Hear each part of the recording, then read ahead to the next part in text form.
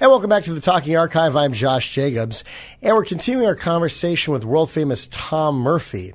Now, Tom, when you were at KIIS, you went from the FM to the AM, and you were teamed up with Jerry Bishop, not to be confused with Jerry G. Bishop, two different personalities, of course. Yeah, I worked with both of them, Jerry G. in Chicago and Jerry Bishop out here. Yeah. In fact, Jerry G. eventually went to San Diego, even had a restaurant there called... he passed away here a couple of years ago, too. Yeah, and he had Jerry G. Bishop's Greek Island Cafe in the Seaport area of San Diego. I remember that vaguely. It was really good. Yeah, I do. It was very good food. Yeah, really, yeah. Jerry G. was great. Well, he was instrumental in getting me on MAQ. You know, he went to Jim Stagg and, did a whole number on why they should get me out of WCFL, which, of course, by that time I was welcoming, And so he was the one that talked Jim Stagg into bringing me over to MAQ, which I just loved it there. It was just great, And then being teamed up with Jerry Bishop for about 6 months, was it, with the Tom and Jerry show? Yeah, not very long. You mean Jerry and me on the AM? On the AM, yeah, KIIS-AM 1150. Yeah. That, that was... The AM had a lot of problems in that they had a crappy signal. They always had a bad signal, Still is. And the FM was, of course, catching fire. And Jay Cook came to town, and I liked Jay a lot. He was kind of famous, from WFIL in Philly and stuff. And he was like the national PD, and he got together with me, and he said, we don't want to do that two-man thing in the morning. So they let Jerry go. Well, Jerry just came out here to KGIL, so, he ended up. And then, of course, he got so successful in the voiceover thing, Oh, yeah. But, doing the Judge Judy show, somebody said, Jerry is phoning that in. You are about to... Yeah, and Jerry making a hell of a lot of money phoning it in, too. The people are real. The cases are real. The decisions are final. This is her courtroom. This is Judge Judy. Yeah. And he did a fine job. Yeah, had that gig for 25 years until the show Oh, my God, yeah. Ended. He probably did every damn show like in one day, go into the studio and just do the intros and the outros for all 5 shows that they taped, But, and before that... But Jerry was great fun. He was great to work with, and I liked him a lot. I first remember him as the announcer of the Cross-Wits with Jack Clark, and that was for about 5 years. You're right. And one of the people who wrote the guy who wrote the puzzle was Mark Maxwell-Smith, who I got to interview a couple times for my book on Jack Barry that has yet to be released. And Mark was just a hoot and a holler. I knew him. I knew Mark, He was awesome, had these great stories. I remember you had a couple of great stories about him. He was the first one. He was on with Jerry and me one morning. He said they had put a child-proof lid on Elvis's coffin.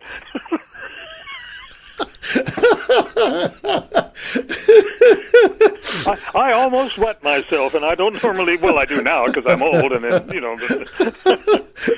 God, I couldn't believe that line. But I liked Mark a lot. He was terrific. Is that a great line?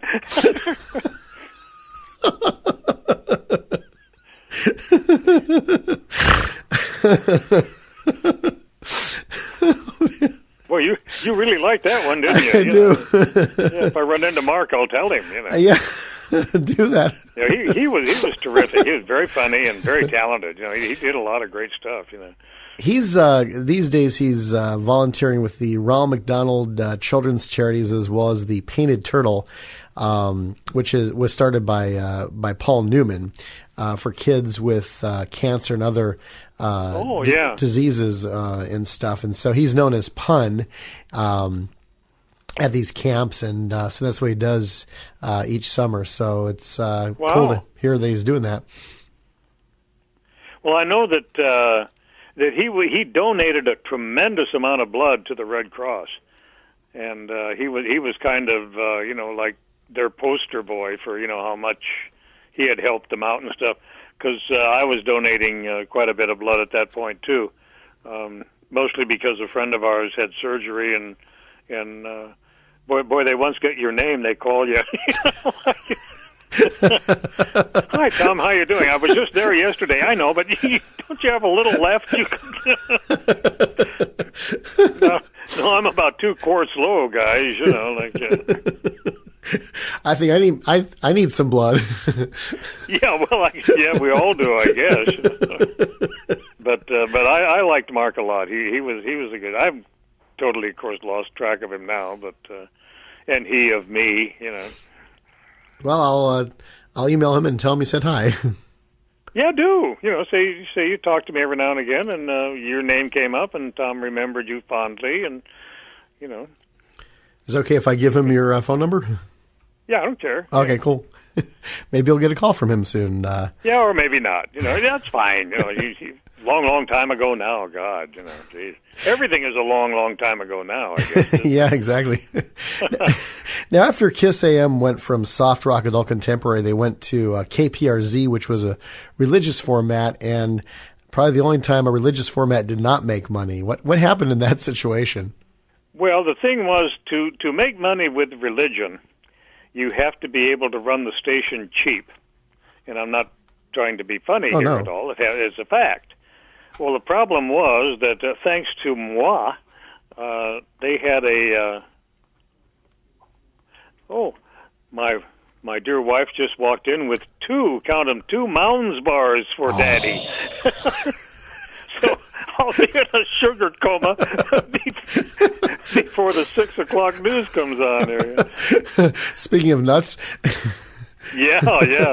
So, anyway, the problem with the KPRZ, that was a pretty good idea. I don't know who came up with that, but the praise for a religion station, what's wrong with that, And they just never bothered to change it when we went Music of Your Life because we got the format so fast and threw it on the air, and we weren't paying for it. A guy named John McLaughlin had kind of arranged the whole deal, and we wanted to start it before somebody somewhere in the Music of Your Life world could realize how they'd been screwed. So I guess we figured if we could just get it on the air, we'd be okay. Now, who's the program director of the Music of Your Life? What are those? Oh, flashlights. Oh, you expecting a power outage? Oh yeah. Part of my the thing that holds this marriage together is the fact that I can never find a flashlight. It's always the funny little things that seem to work. So Connie just walked in with about 5 or 6 flashlights, that I can stash all around the house, so I'm never without. What was I talking about? About the religion thing. Yeah, the Music of Your Life as well. Yeah, well, Music of Your Life, that was a gift, Boy, that was what a way to exit my DJ career was with that format, because the audience loved us. We had dances, we at one time, on the ARB, of course, KIIS-FM was number 1, but we were number 9. Wow. It's pretty damned amazing, And of course, it was great. We had all those great dances at the Hollywood Palladium and shows and everything. So it was really a real nice deal. I enjoyed that a lot. Who was the program director of the Music of Your Life? Well, I was originally, but there wasn't really much to do. We had the music; it was all on the reels. You'd open up, it's Tuesday, December 18th here or whatever, and you'd play reels 8, 9, and 10. There was just nothing to it. Wow. And then Chuck Southcott came in, and he and I got along great. I knew him, from before. And Chuck kind of began to integrate some of his music in with the Music of Your Life, because he had a format, too, which was similar, but not exactly the same. And I think if Al Hamm had found out about that, he'd have had a fit, because he didn't think I was treating his reels of tape with enough deference. I don't know. But anyway, that was how that all happened. But the KPRZ was huge, very, very, very successful. Kind of ran, it ran its course, and then they started simulcasting the FM and the AM, and everything kind of fell apart. I ended up doing the overnighter, but I was still getting a little over scale. So what the hell, Oh yeah, I hated it. But it was fun because we had Benny Martinez and Tim Kelly and me and and Larry Morgan, and everybody'd kind of hang out with me till about 4 in the morning, which kind of took a little of the pain away. then they started the Rick Dees show. They wanted to syndicate Rick. They thought they could get stations to buy, Good Morning with Rick Dees, a 1-hour show. And we ran it, and they ran it at KCBQ, and I don't know that anybody else did, because it was just kind of dumb, like you don't really need, to buy a syndicated show. And it was a big star at that point with Rick Dees for an hour. What do you need with that? Oh, yeah. Kind of a bad idea, but it got me off the air an hour sooner, so I didn't mind it. Oh, yeah. I mean, so you did from 2 to 5 in the morning? 2 to 5, yeah. Oh, okay. Yeah. That sounds like and it was it was nice because there were a lot of people around. But I hated it because I was never able to adjust to the hours. You never get used to overnight. I mean, I worked overnights for 12 years, and you just never get used to it. And I've done overnight gigs after that, and after about a year, I'm like, I want off overnight. Please, just get me off of this. Yeah, well, I only did it, I think, for about a year and a half or something, as I recall now. And then they were able to simulcast, and so Brother Bill, took over. And there was an interesting guy. He didn't know that he was on a pass, I should be doing afternoons, not Big Ron O'Brien. Yeah, you're right, Bill. Why argue with him? I went back in the AM studio and shut the door. And then afterwards, at Music of Your Life, you had Chuck Southcott, you had Gary Owens on the station as well. Yeah. Did you have Dick Whittinghill? Yeah. Wow. Whittinghill did afternoons. Dang. Whittinghill, he was really a character. Of course, he was a legend. By this time, of course, a lot of things. Well, by this time, Gary's, fame had kind of ebbed too. It just, over the years. But Whit was great. He was so funny. He had to have a little office. Well, they had some closet or some shit somewhere. They kind of hosed it out, and put a desk in there, and that was Whit's office. The former broom closet. I don't know. It was just, that was Whittinghill. You had to have an office. He'd go in there. He wouldn't do it. I think he used to drink, frankly. I don't know. That's not funny. Well, that is probably true. I don't know. Well, anyway, I enjoyed Whittinghill a lot. I mean, you talk about a legend in L.A. Good Lord, Well, it's funny you mention drinking, because my neighbor up the street used to lay telephone line for all over town, and he laid telephone line at the old 1020 KGBS. The Los Angeles Music Machine, when Hudson and Landry were the team there. And one time they were on the air, and somehow the record players got unplugged. And so they were live on the air, and so Ron Landry said, I'm gonna plug back the record players back in. And then Emperor Hudson said, hey, don't knock those jugs of wine underneath there. And my neighbor said it was actually true. There were all these jugs of wine underneath the console. Oh, I didn't know that. I never heard that. God, I loved the Amp. I only ran into him a few times. He was wonderful on KRLA. God, he was so funny. Yeah. But I remember I was on vacation. I think maybe at this point still from Portland, and was in Martoni's, of course, the big hangout, and the Amp was sitting at the bar, and my friend Jeff, I don't know whether Jeff had ever met him, and I said, Amp, I want you to meet the biggest DJ in Portland, Oregon, Tiger Tom Murphy. And Amp kind of looks at me with his bleary eyes. Said, admit it, kid. Meeting the Emperor is the biggest thing that's ever happened in your life, isn't it? and I got to thinking about it. Maybe up until that time it might have been. I don't know. But the Emperor was Emp was great. He finally did sort of drink his way out of the majors, I guess. I don't know.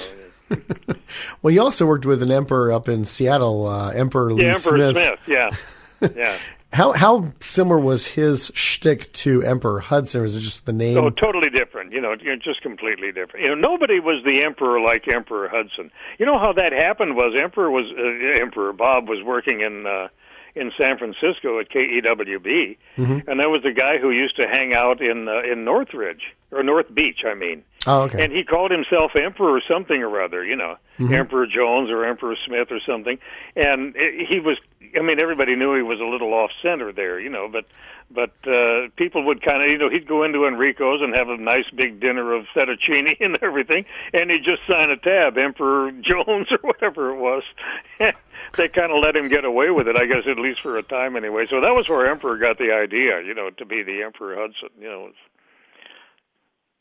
And Emperor Jones probably never got any royalties out of that deal, did he? Yeah, exactly. Now they've got like. You know, I liked the Emp. He was. He was. That was a hell of a lineup they had there on KRLA there at that one point. You had Emperor, then you had who the hell did 9 to Noon? I can't remember. But then they had Casey. Charlie O'Donnell. Charlie, yeah, you're right, Charlie O, the tall, jolly, lean giant, I think he used to call himself. Yeah, that's right. And they had, I think Bobby Dale was on there, Reb Foster. Yeah, Bobby Dale, yeah. Bob Eubanks did the Teen Toppers show every night. Yeah, and then who did 9 to Midnight? Frosty Harris, maybe, huh? No, Frosty Harris was mornings in the early days. Gosh, who was it that did evenings after Eubanks did it? I think it may have been... Gosh, who was it? It wasn't Johnny Hayes. I know that much because Hayes was still I thought it was weekends. Frosty, but I guess I'm wrong. You know? Yeah, I'm drawing a blank on. Oh, Dick Biondi. Oh, that's right. Yeah. The Wild-Eyed Trallian. The Wild-Eyed Trallian. Yeah. The ugliest and skinniest disc jockey. So he had Emperor Hudson in the morning who called himself Beautiful Bob, and he had Dick Biondi who called himself the world's ugliest and skinniest disc jockey. I don't remember that. I do remember my friend Jeff and I were going to go out and visit him. Because I was on vacation here in L.A., but we decided that I think he was working 9 to midnight on KRLA, but by about 9:30, he and I were both too far into the proverbial wind, you know, to try to navigate the Pasadena freeway out to see Dick Biondi. I do remember there was kind of a funny situation. There was a big concert in Long Beach. And my friend Roger Hart from Portland, of course, was the manager of Paul Revere and the Raiders, and they were on the show, and as was the Byrds, and then the stars were the headliners were the Rolling Stones. It was one hell of a concert, you know. And anyway, Biondi was there, and KRLA was, you know, the MCs, I guess. Probably it was a Bob Eubanks production, you know. Oh, yeah. Think of it, he did so much of that stuff.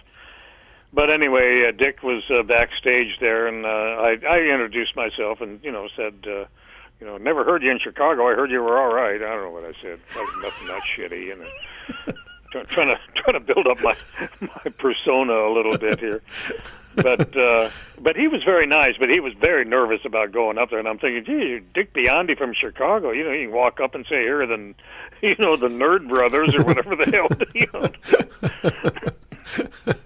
This is the Talkie Archive. I'm Josh Jacobs. We're talking with world-famous Tom Murphy. And next time, Tom shares more stories at Super CFL as well as KRLA as we conclude our interview.